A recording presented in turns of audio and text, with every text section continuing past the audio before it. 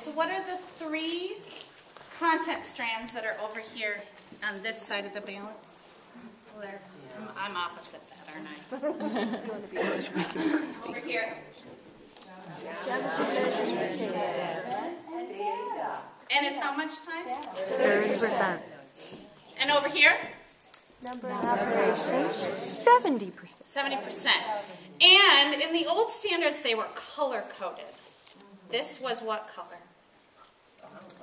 Yellow. Yellow. You'll notice that it's still yellow to help people in that way. And over here, it's pink. The geometry was pink. It was the biggest chunk. If you're thinking of that 30%, what's the biggest chunk? It's geometry. All right, so it's a balance. We're going to go now, and I want you to think of three questions. These are three questions, three touchstones that Sarah Lord and I have talked about to really help think about that yellow number and operation 70%. There are three things you need to know, be able to do as a teacher to be effective in teaching number and operations. The first one is know how students develop mathematically. The second one is know how to assess them. And the third one is know what to do about it. And I am hoping if you ever come to Sandburg, my teachers that I coached last year will be able to tell you that in rote. Sometimes that working memory, what are the three things you have to do to be an effective math teacher? So you have to know Assess. How to develop mathematics.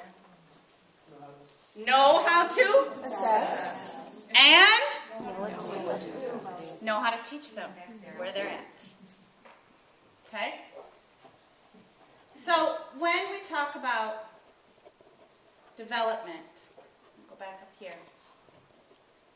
We have the developmental guidelines that Sarah Lord spent 2 years working on. And they are in three sections. Number development,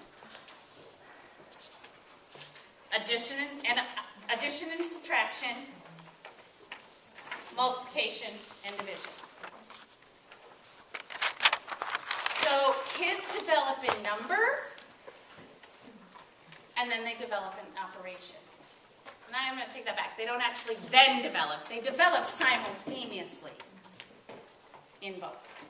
Okay? Number and operation. So how do I understand number, and how do I operate with it? When we are talking about how to assess those students, we have the number development assessment. We have the fact development interview. We have problem-solving assessments. And we have some people doing progress monitoring in math around those assessments.